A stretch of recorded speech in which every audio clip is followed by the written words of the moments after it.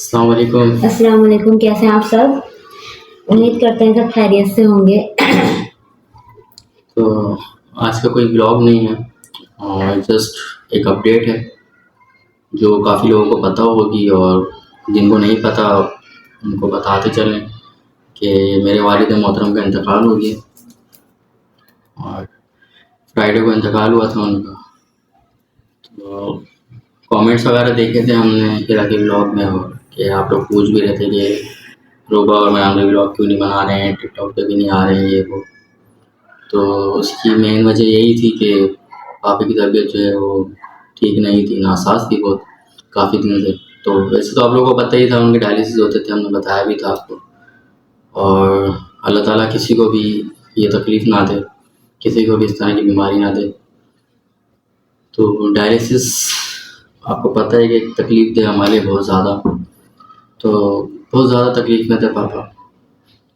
दूसरा बिल्कुल जो है ना उनके अंदर एक जो समझ लें बिल्कुल जान जो है ना बिल्कुल एक ख़त्म होने की तरफ जा रही थी बिल्कुल। और डायलिसिस जिस तरीके से होता है, कहना तो बहुत आसान है कि डायलिसिस, लेकिन जिस तरीके से होता है और जिस पे गुजर रही होती है ना ये वो बेहतर जानता है। हम भी उनकी तकलीफ़ का अंदाज़ा कभी भी नहीं लगा सकते। वो हमें बताते थे कि तकलीफ़ है, मुझे तकलीफ़ है, लेकिन हम भी समझते थे। और मैंने तो यही सुना है कि डायलिसिस कुछ लोग तो बर्दाश्त ही नहीं कर पाते, फर्स्ट टाइम से सेकंड टाइम पे ही उनकी डेथ हो जाती है। तो और पापा तो 1.5 साल से डायलिसिस की जो तकलीफ है वो बर्दाश्त कर रहे थे। तो उनका बस यही टाइम था जाने का, हमें लगा बस यूं ही हॉस्पिटल में वो एडमिट हुए हैं। बट फेस्टुला जो था उनका वो ख़राब हो गया था, ब्लॉक हो गया था। तो इसीलिए मतलब उसी को सही करवाने के लिए वो एडमिट हुए थे। तो बस उसी एडमिट होने के बाद एक ही दिन में उनके इन्फेक्शन फैला, वो एक पापा काफ़ी दफ़ा गए तो हैं, एडमिट तकलीफ हुए हुई। हैं और अल्हम्दुलिल्लाह बिल्कुल हशाश बशाश हो के आए और माशाल्लाह बिल्कुल हेल्दी भी हो के आए। लेकिन इस दफ़ा का जाना ऐसा हो गया कि वो बस कहते हैं ना अल्लाह की मर्ज़ी हो जिसमें, तो वो और उसमें मेरी तो इंसान उनसे कुछ। मुलाकात ही नहीं हुई। ये अम्मी क्या रुकने मैं गई अम्मी थी। क्या रुकने गई हुई थी, 12-13 दिन में वहाँ पे रुक के आई। जब संडे की मैं रात को यहाँ पे आई हूँ तो सुबह ये लोग पापा को हॉस्पिटल ले जा चुके थे एडमिट करने के लिए। तो मुझे यही था कि अब पापा आ जाएंगे घर पे, तो उनका घर पे तो आना ही नहीं हुआ, तो मेरी तो मुलाकात ही नहीं हो पाई उनसे। बस जब भी का मैंने उनको अल्लाह हाफिज़ किया हुआ है, जब मैं अम्मी के घर पे रुकने जा रही थी। और उन्होंने यही कहा था, बेटा जहाँ भी रहो खुश रहो और बस खुशी रहो। तो मेरी तो मुलाकात ही नहीं हो पाई। एक इसकी ही आखिरी दुख है। मुलाकात थी वो और आखिरी दफ़ा अल्लाह हाफ़िज़ किया। जब भी ये जाती थी ना इसको यही बोलते थे, जल्दी आना बेटा, जल्दी आना। जल्दी आना। यही बोल के भेजते थे इसको कि जल्दी आ जाना, ज़्यादा दिन के लिए नहीं जाओ, ये वो इस तरह ये नहीं लेकिन इस बोलते दफ़ा थे। उनकी हॉस्पिटल में बता रही हैं बहुत ही ज़्यादा कंडीशन ख़राब थी, इस हद तक ख़राब थी कि उनका जो माइंड है वो काम ही नहीं कर रहा था। उनको पता ही नहीं था वो कहाँ पर हैं। बस एकदम से एक ही दिन में लास्ट डे ही उनकी बॉडी में इन्फेक्शन फैला। उनके पाँव में इन्फेक्शन हो गया था अचानक ही, और डॉक्टर ने कहा कि पाँव को कट करना पड़ेगा। तो जब यही चीज़ सुनी तो हम सबका माइंड जो है, दिमाग जो है, एकदम इतना ज़्यादा सुन्न हो चुका था कि कुछ सोचने समझने की सलाहियत ही नहीं थी कि क्या करें क्या नहीं हम तो यही करें। सोच रहे थे कि पापा की अगर टांग वगैरह कटने का हो गया तो पापा तो यही सोच सोच के ना बिल्कुल अपने आप को वो कर लेंगे। और हमारा बिल्कुल भी जो है ना एक अजीब सा हो गया था माइंड के, यार ये हम क्या इस एज में आके पापा के साथ ये सब तकलीफ़ें हो रही हैं। तो अल्लाह ताला ने जो है उनको सही सलामत अपने पास बुलाया, ना उनकी टांग कटने का हुआ ना कुछ हुआ।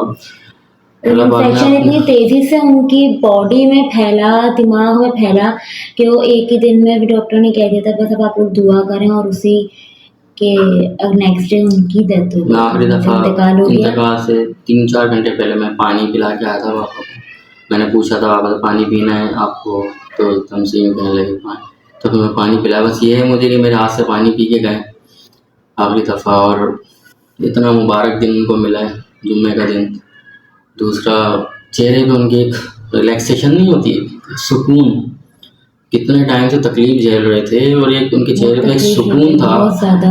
रूबा ने देखा, हम सब घर वालों ने देखा, इतनी एक ऐसा तकलीफ रिलैक्सेशन हमने था। कभी किसी इंसान को देखा ही नहीं। कभी ऐसा मौका ही नहीं हुआ कि किसी इंसान को किसी इसी तकलीफ में हम देख रहे हो।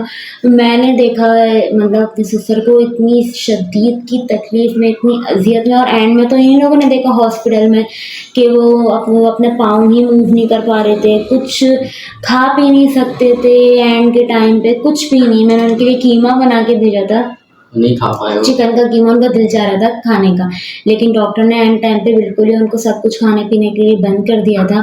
वो ड्रिप्स के थ्रू ही उनकी ग़ज़ा जो है वो पूरी कर रहे थे, बट नहीं हो आप लोग पाया कहते थे कुछ ना भी इन लोगों ऐसा। से कि आप लोग ससुराल में ही व्लॉग बनाए हैं, अपने ससुराल में भी व्लॉग बनाए। हम लोग निगलेक्ट नहीं करते थे, हम लोग नहीं, सोचते थे कि हम मैंने लोग किस एक तरह वीडियो में बनाएं। आप लोगों को एक ब्लॉग में बताया था कि भाई नहीं ऐसी सिचुएशन होती, ऐसी कंडीशंस नहीं बन पाती कि मैं अच्छे से व्लॉगिंग कर पाऊँ ससुराल वगैरह में, क्योंकि पापा की तबीयत इतनी ख़राब हुई हुई होती है। आपने अक्सर देखा होगा हम घर से बाहर व्लॉगिंग करते हैं या रुपए घर जाके व्लॉगिंग करते हैं या फिर अपने रूम की हद तक व्लॉगिंग करते हैं, क्योंकि गवारा नहीं होता कि पापा की इतनी तबीयत ख़राब है, घर का एक सरबराह है उसकी तबीयत इतनी ख़राब है और हम व्लॉगिंग करें। तो मुझे तो बिल्कुल जो है ना ये चीज़ और अब तो समझ घर नहीं आती। इतना ज़्यादा सुनसान हो गया है क्योंकि पापा को बहुत ज़्यादा बोलने की आदत थी, बहुत बोलते बातें थे करने पापा की। हर तो चीज़ में। और अभी तो व्लॉग बनाने का तो दिल भी नहीं चाह रहा है, ना कोई वीडियोस ना अभी भी व्लॉगिंग, इतने सारे बस ब्लॉग जो जैसे ये ना गई भी थी अपडेट रुकने, के लिए ये रुकने गई भी थी ना, वहाँ पे अच्छे खासे इसके ब्लॉग बने हुए पेंडिंग में पड़े हैं। मार्केट जाने का, घर में तफरियों का, सारे व्लॉग खुदा में लिटरली हमें अपलोड करने का एक होता है ना कि यार अपलोड कर, दिल ही नहीं कर दिल ही नहीं चाह रहा दिल कुछ ही भी नहीं कर करने रहा का। था। ये तो हमने हीरा के ब्लॉग्स में कमेंट्स देखे कि कहाँ हैं व्लॉग नहीं बना रहे, क्या हुआ। तो हीरा ने बताया भी था कि उनके ससुर इन लॉ की डेथ हो गई। तो हमने कहा सोचा कि हम खुद बता दें, और दुआ की मैं आप लोगों से एक दरख्वास्त करना चाहता हूँ, पापा के लिए एक बार अरहम शरीफ और 3 बार सूरह इखलास आप लोग लाजमी पढ़ दें और उनके लिए साले सवाब के लिए दुआ कर दें। तो बस यही जो मिल रहा है मैं उससे यही बोल रहा हूँ कि पापा के लिए साले सवाब कर दें, पापा के लिए दुआ कर और दें। एक और जो हमें अप्रिशिएट करना है इस चीज़ को, SIUT के इदारे को।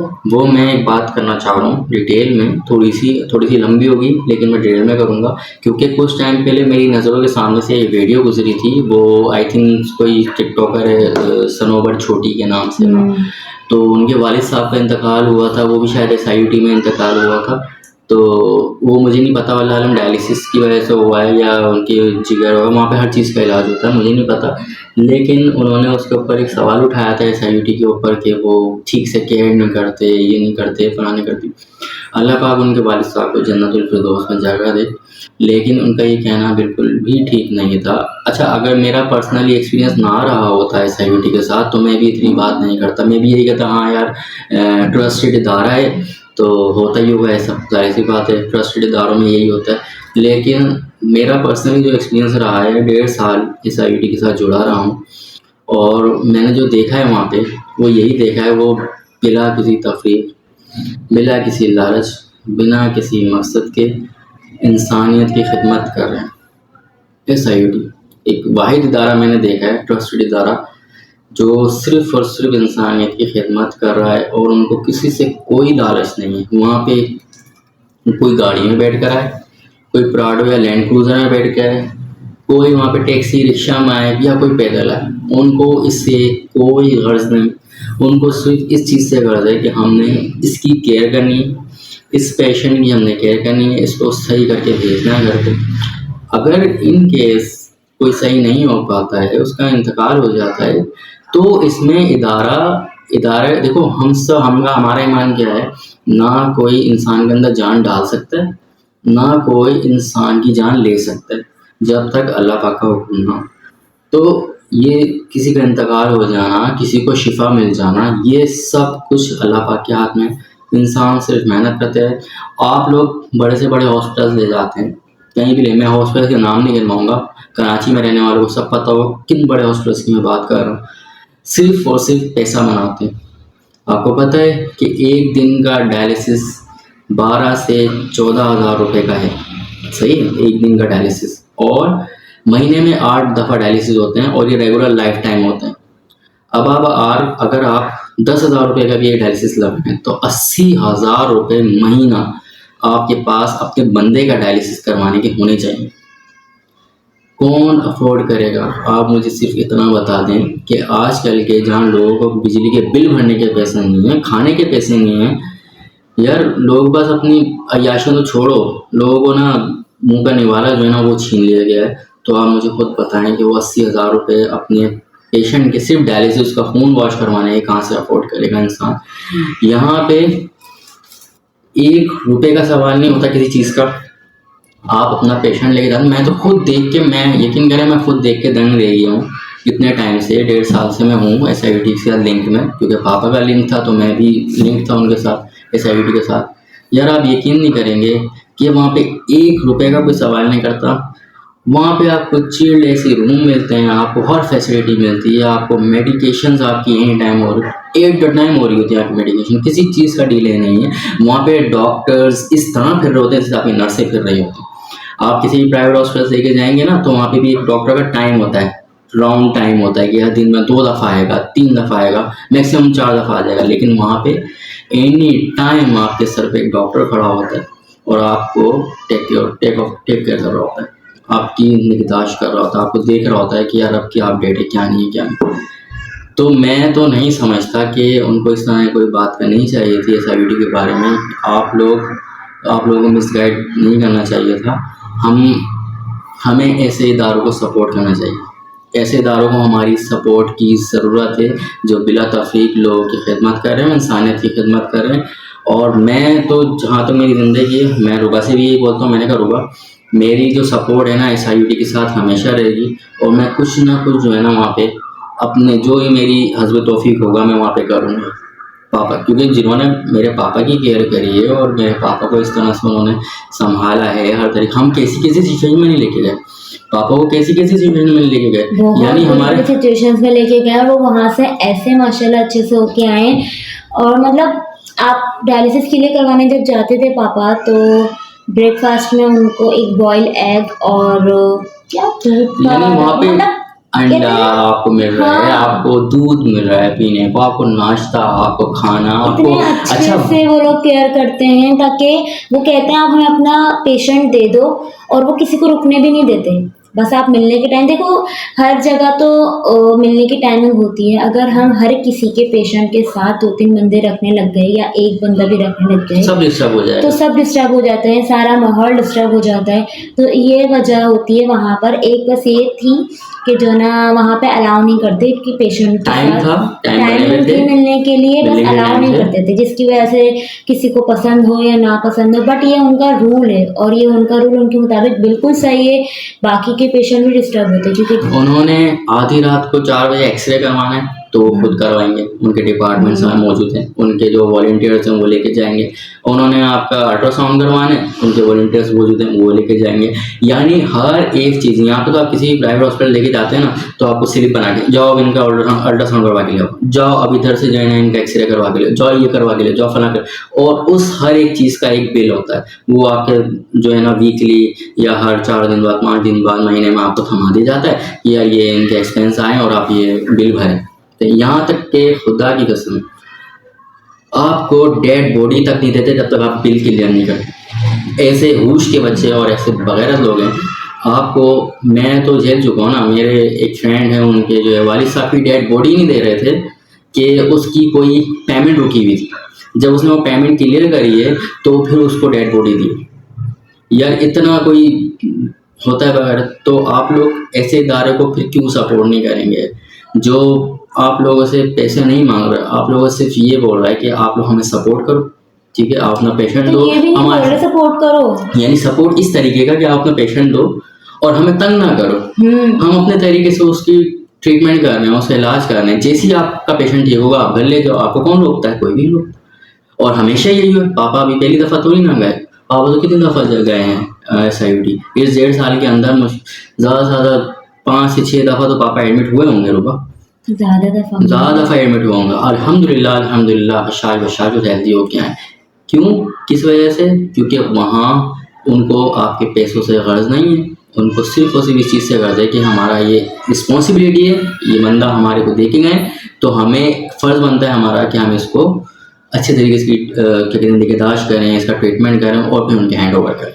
तो बस तो हमारा पापा जो की है जो वो थी, सैल्यूट है SIUT के इदारे को, और हम दूसरे लोगों को भी रिकमेंड करेंगे कि अल्लाह ना करे, अल्लाह ना करे, अगर आप लोगों के साथ पहले तो या रुबा, आपके घर वालों के अल्लाह साथ ताला ऐसे किसी किसी को भी ये भी ना बीमारी ना दे। दे, किसी को भी ये बीमारी ना दे, दुश्मन को भी ये बीमारी ना दे। और इन केस अगर किसी का है इस तरीके से, तो मेरा जो रिकमेंडेशन है वो SIT को जाता है, किसी के पास ना जाएं।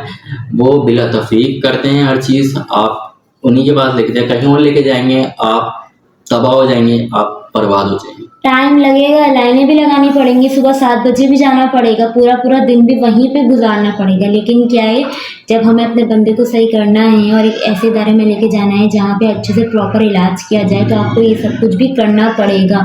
तो यही इन वक्त लोगों ने भी होता ये है, सब कुछ किया है, यही वक्त होता है अपने माँ बाप के लिए, आपको इतना बेस्ट किया है, इतना बेस्ट किया है। सुबह 7 बजे जाना, लाइनें लगाना, क्योंकि पेशेंट 10-12 थोड़ा ना होते, पेशेंट तो बहुत लाइनें लगी हुई होती हैं, टोकन्स बट रहे होते हैं, तो टाइम आपका पूरा फुल टाइम लगेगा। बट ये है कि आपको एक अच्छा ट्रीटमेंट मिले, और यही तो ट्रीटमेंट टाइम है आपकी खिदमत करने का। और अल्हम्दुलिल्लाह मुझे खुशी है कि पापा ने हमें खिदमत का मौका दिया। कहीं कहीं तो ऐसा होता है खिदमत का मौका भी नहीं मिलता, अल्हम्दुलिल्लाह खिदमत का मौका मिला, और वैसी खिदमत नहीं कर पाए जितना उनका हक बनता था। ये है, हमें मलाल है कि वैसी खिदमत नहीं करी, और कभी भी कोई भी नहीं कर सकता अपने माँ बाप की खिदमत, कभी भी वो इंसान कर ही नहीं सकता, उसका अजाला कर ही नहीं सकता जो माँ बाप ने हमारे लिए किया। लेकिन एक दिल को सुकून होता है ना कि जाते जाते ये चीज़ें उनकी कि तकलीफ जो थी अल्लाह पाक ने वो उनकी तकलीफ को आसान किया, आसान किया। आगे के मराहिल उनके लिए आसान फरमाए, उनकी कब्र कुशादा फरमाए। और आप लोगों के जो पेरेंट्स हैं अल्लाह ताला उनको सेहत और तंदुरुस्ती अता फरमाए, और जिनके पेरेंट्स नहीं हैं अल्लाह ताला उनकी बेहिसाब मग़फ़िरत फरमाए, और उसकी तो पहले हमारे पापा की भी मग़फ़िरत फरमाए। और आप लोगों से भी एक दुआ है कि काइंडली लाज़मी जो है पापा के लिए एक बार अलम शरीफ और 3 बार सूरह इखलास पढ़ दीजिएगा। पापा का नाम डॉक्टर इब्राहिम सिद्दीकी है, और उनके नाम के साथ अगर आप पढ़ देंगे और कमेंट में अगर आप बता देंगे तो मुझे दिली खुशी होगी। और बस यही था, यही बताने का मकसद था, वीडियो बनाने का, ब्लॉग बनाने का। और देखिए, अब पता नहीं हम कब ब्लॉगिंग स्टार्ट करते हैं, कब स्टार्ट अभी तो करते जो हैं, जब अभी तो हम व्लॉगिंग तो का हमारा कोई बिल्कुल भी मूड नहीं। नहीं, लेकिन जो पेंडिंग में व्लॉग इसके बाद पड़े हुए हैं अगर वो उन्होंने डाल दिए तो डाल दिए, लेकिन अभी कोई न्यू व्लॉग वगैरह की तरफ अब अभी हमारा ध्यान नहीं। बाकी आप लोग हमें सपोर्ट करते रहेंगे तो इंशाल्लाह हम आपके साथ रहेंगे। और बाकी बस यही है, अल्लाह ताला हम सब के ऊपर रहम फरमाए, हमारे वालिदैन के लिए दुनिया और आखिरत की खैर फरमाए। अल्लाह हाफिज़। अपना ख्याल रखिएगा। अल्लाह हाफिज़।